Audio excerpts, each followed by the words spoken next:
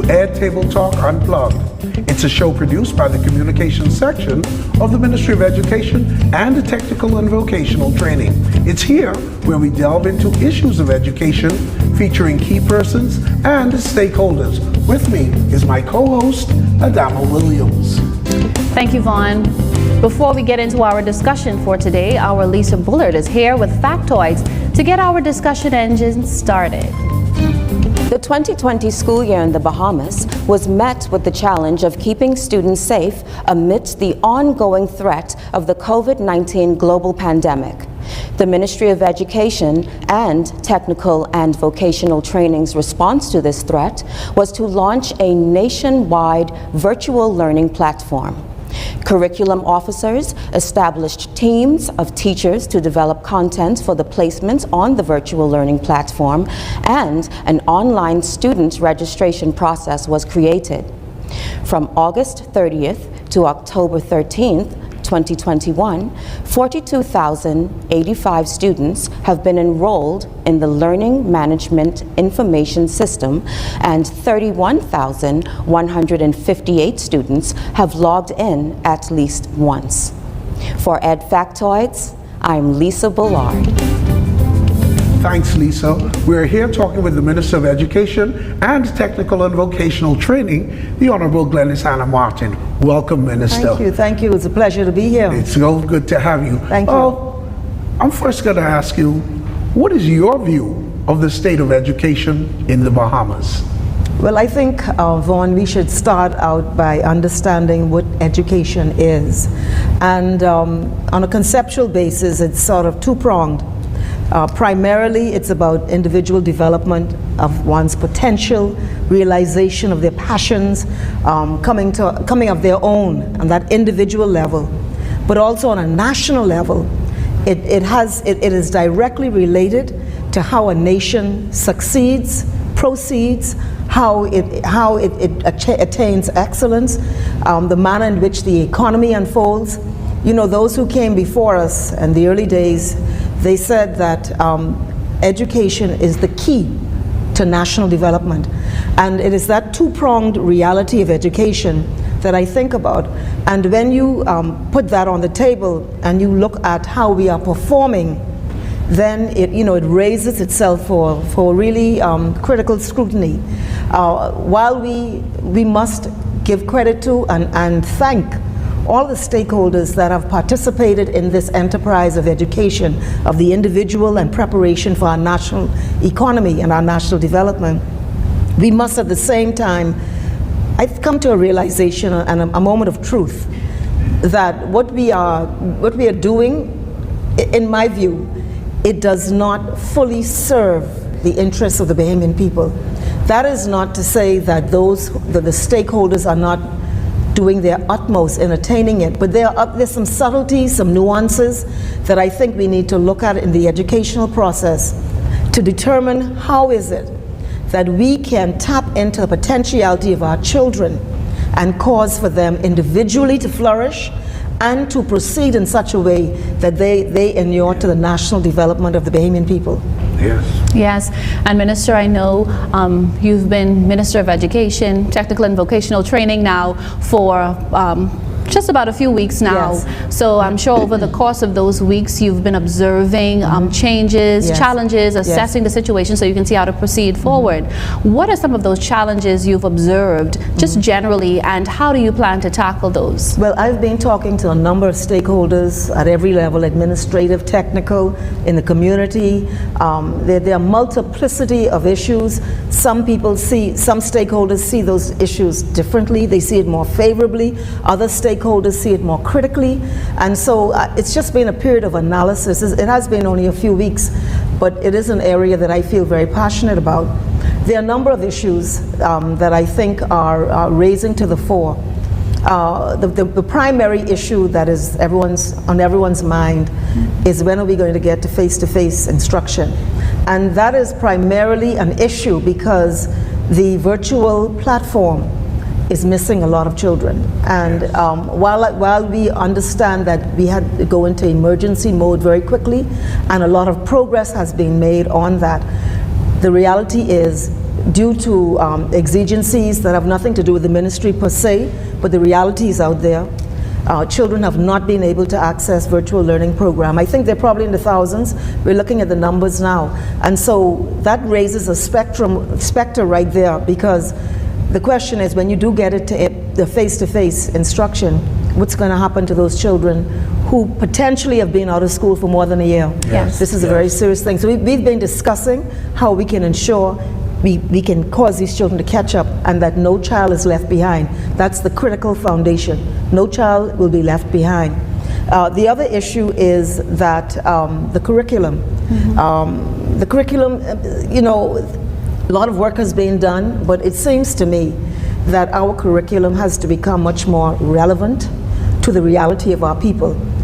Education is, while we learn about all those other things, you have to learn. We're not insular and we're not insulated, but at the same time, we must have a greater appreciation of who we are as a people. And that must come from a self-realization through the educational process. So in the curriculum, the manner in which we teach who we are, what we are, where is it that we need to go to cause for a absolute connectivity of the average child to their reality, and not just the reality in their house, the reality in this country. They're not one that we want to escape from, which is what we're seeing now. A lot of young, bright Bahamians are now moving out of the country and going elsewhere and becoming productive tools for another state, for third nations. And so we have to look at that to see how we can tap into the psyche of our children, so that they are able to understand that this nation is as good as they are, and they are as good as this nation are. They're intertwined, they cannot be separated, and that there is an absolute stake in how they develop. And so the curriculum has to connect to that part of this human process of our children. And then, of course, the issue of the training of our teachers. We have to ensure that our teachers, we want to ensure that we attract people that are passionate about children. And I'm not saying that we don't have people like that, but we need almost an absolute norm that is who gets in our classrooms. People who care about education, care about our children, are able to tap into, to use their skill set, to tap into the abilities and talents of our children, and cause for them to pull out of them the best that they can be. Not every child is the same. Not every child is going to be an Einstein. Children are different, and some actually don't really perform that well even during the school years. They mature later. So later education or extended learning also becomes important. But we have to appreciate that children don't live in a box, and that their human experience and then how they express their humanity has to find various avenues in the educational process. And that is why technical and vocational education is so important, because not everyone's brain works the same way. People are different. But I believe in our average child there's a brilliance. And so we have to find how to tap into that brilliance and what avenue takes that child that travels on. And so in our professional development of our teachers, we first of all want to ensure we attract people who are absolutely dedicated to the norm. And I've heard, especially during this period of challenge, when face-to-face ended and we had to go immediately into a virtual platform, that teachers kicked in, that they used their own resources, that they went and they found solutions. And so we know we have the concentrated capacity to really do what needs to be done. But we need to attract more. We have a teacher shortage, which is something I only really appreciated coming in. Yes. And globally there's a teacher shortage, I'm told. But okay, we know that, but the question is, how are we going to deal with that? And so we have to find strategies to attract young people, but not just young people who are absolutely passionate about teaching our children. All right. A mouthful. Yes. But what I took from that is there is a brilliance in each child. Each child. And I like that statement. Well, we're talking with the Minister of Education, Technical and Vocational Training, the Honorable Gladys Hanna Martin. There's much more to come. You're watching Ed Table Talk Unplugged. Stay with us.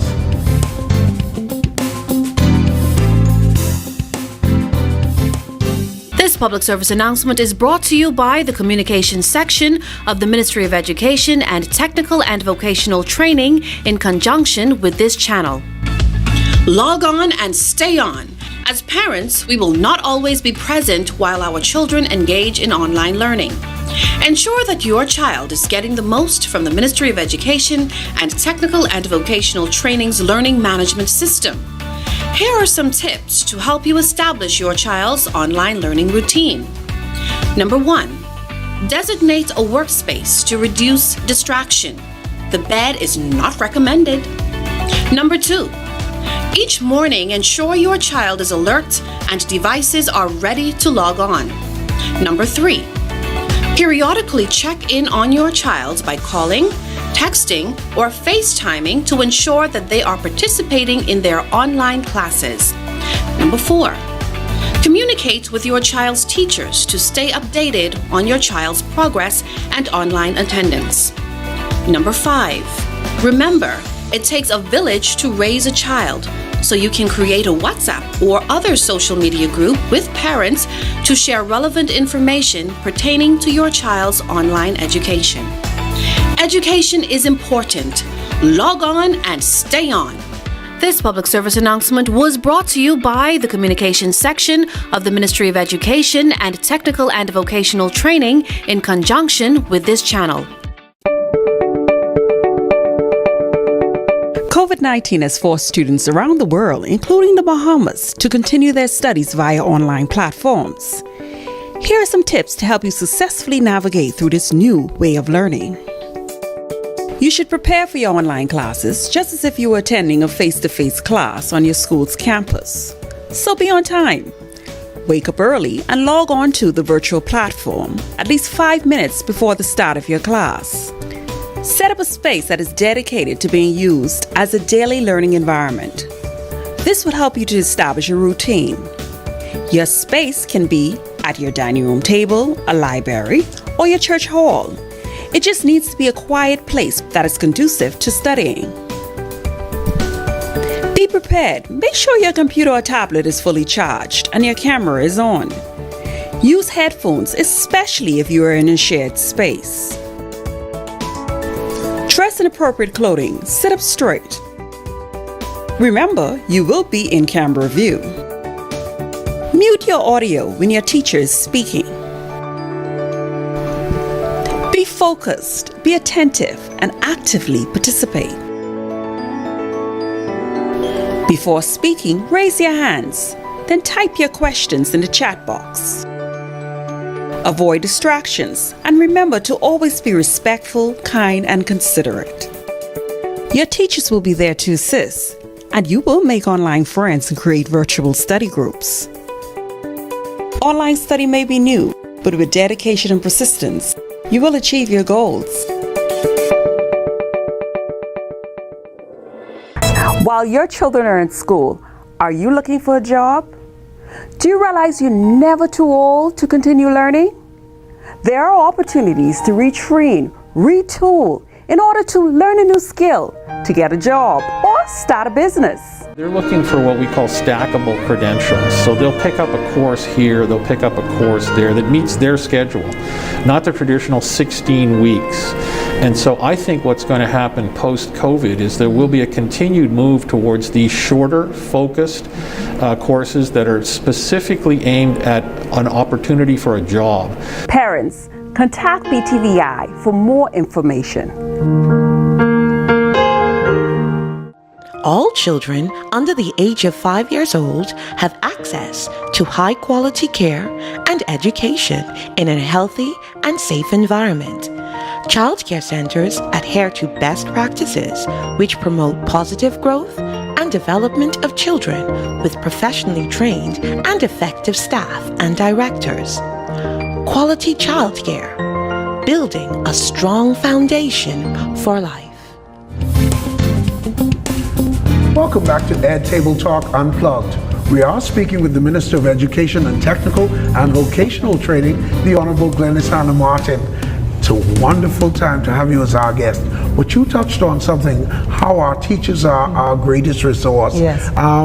and you talked about the paradigm shift of teachers. 3,500 teachers in the system who partnered with the Ministry of Education and learned how to teach on the virtual platform. Some even went out and did Zoom meetings and use other social media platform to get their children. Yes. Others went out in the community to find the children. What have you learned from your teachers? Well, I always knew that, because I've been through school myself, and a wonderful teacher is the best thing for a child.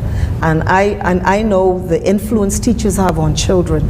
And during this particular crisis of the pandemic and the shutdown of schools, what I have heard about how teachers responded independently, I know they partnered with the ministry, but even before that happened, they went into almost immediate action mode to ensure that connectivity, they maintained a responsibility, connectivity with those children.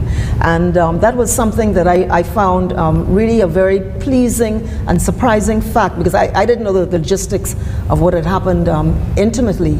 And I saw that that was a major factor in keeping the door open to education in the immediate aftermath of this entire pandemic. Yes. You've represented the Engliston constituency for about 2 decades now.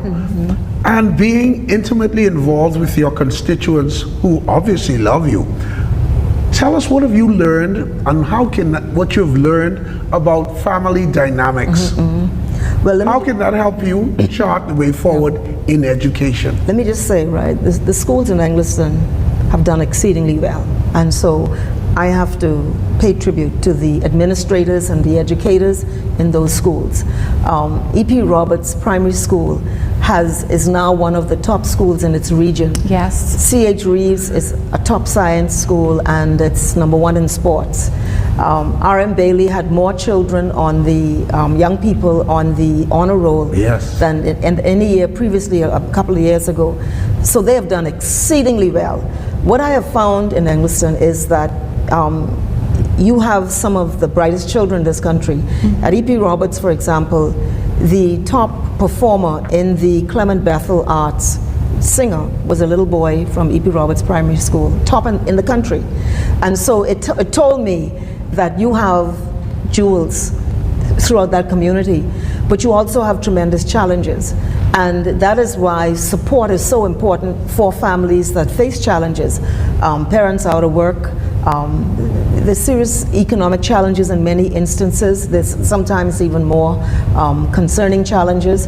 And that is why support is so important.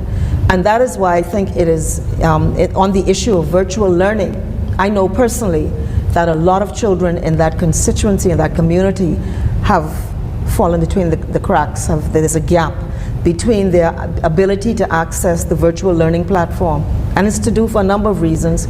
Not having access to internet, some people don't have electricity.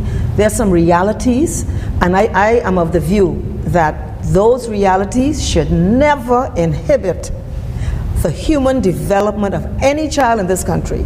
So the role of this ministry has to be that every child in this country, regardless of their economic circumstances or the challenges that they face, or even any disabilities that they may have, that they are able, through the state and through the process of education, to realize their full potential.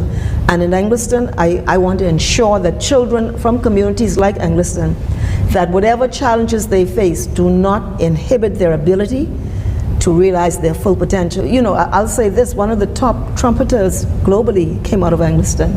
A young musician, scholarship at Juilliard, performing with Wynton Marsalis, catching the attention of the world out of Engliston. So it tells you the jewels that we have in that community and in every community that throughout this nation. And we don't want to lose that, because that's like losing wealth. It's like losing just an incredible opportunity. And I think education has to be about capitalizing on that wherever it is, and not sacrificing it. Okay, Minister, thank you so much thus far for your contributions. Obviously, you are passionate in education, in the area of education. We've come to our final break now. We'll be right back after this.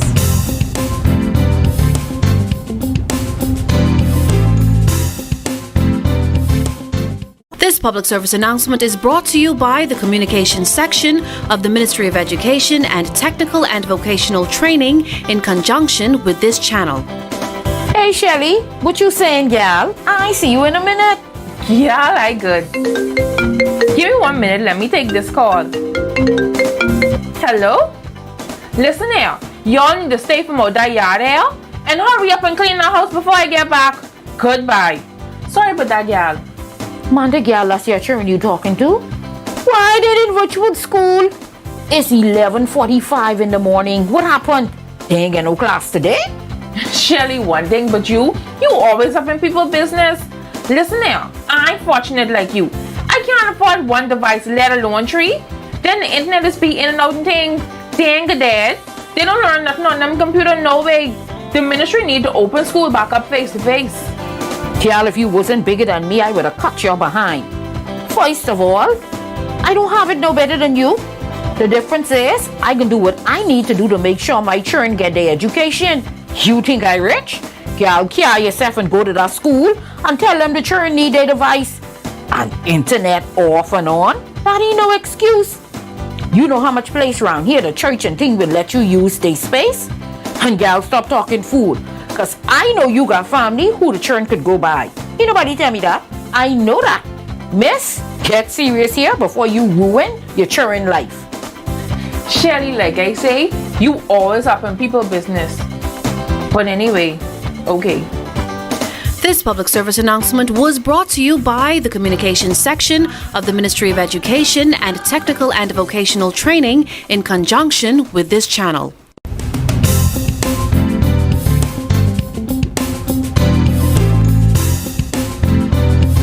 Welcome back to our final segment of Ed Table Talk Unplugged with the Minister of Education and Technical and Vocational Training, the Honorable Glennis Hanna Martin.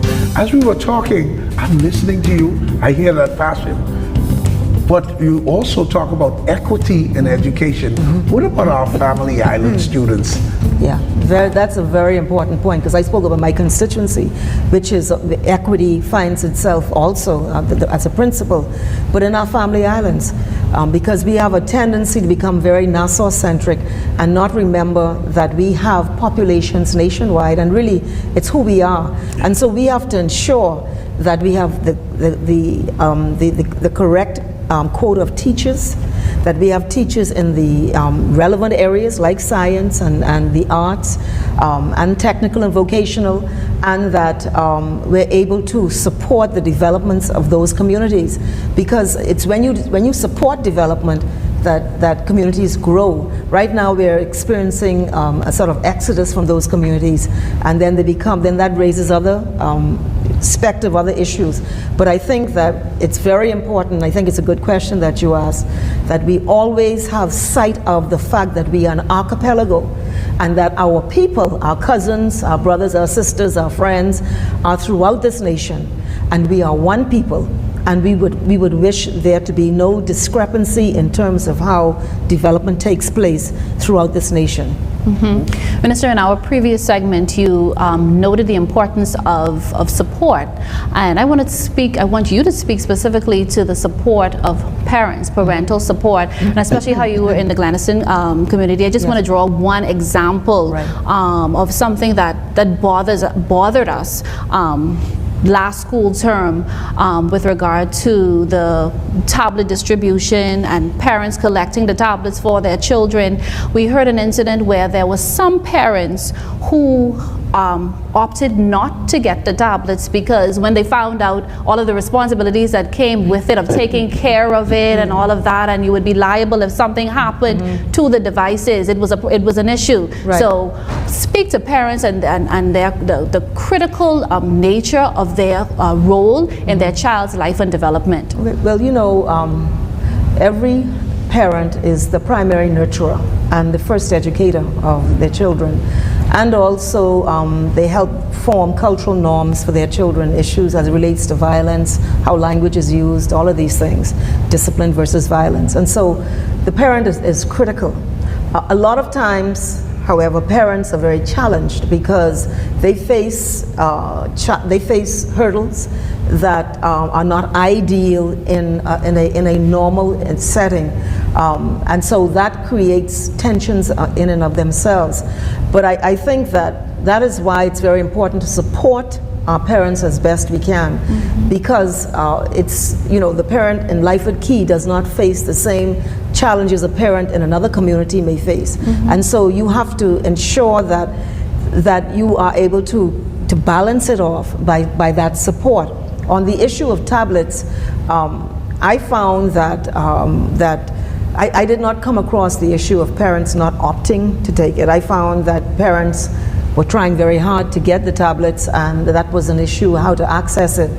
But the fact that there was liability shifted to the family did raise concern, I think, because they saw it as a learning tool, and the fact that it was still connected to the school in that way, maybe like a textbook, excuse me, that I don't think it was all in every instance conceptualized in the same way. But I think it's very important that children do have these tools, though, because you want to ensure that no child is disadvantaged because they're not able to access the tools. And this is an issue that we're facing right now in the country, that many children are being disadvantaged for varying reasons. And we have to ensure that we are able to, one, identify the extent of this fallout as accurately as we can, and secondly, to put in place initiatives or strategies to ensure that we are able to cause those children to catch up, because, truthfully, we don't know the impact of this period. It's been, we just don't know. But we have to seek to minimize any risk to those children as a result of this pandemic and all of the things that have to go into place as a result. Yes. And added right on to that point, what would be your appeal to members of the public and other stakeholders who want to see our children succeed and might have the needs? What direct appeal can you make to them? Right. Well, I mean, the first principle is an old African adage: it takes a village. Always did. It takes a village. You could have your little thing in your home and all that, but it does not answer every issue. It takes a village. It's the church, the family, the community, it's teachers, it's the politicians. It takes a village that assists in the development of that child.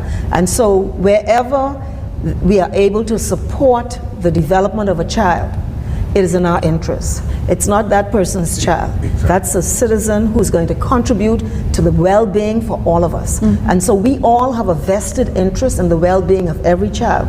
Where any child falls through the cracks, or any child finds themselves in at-risk circumstances, that's all our business.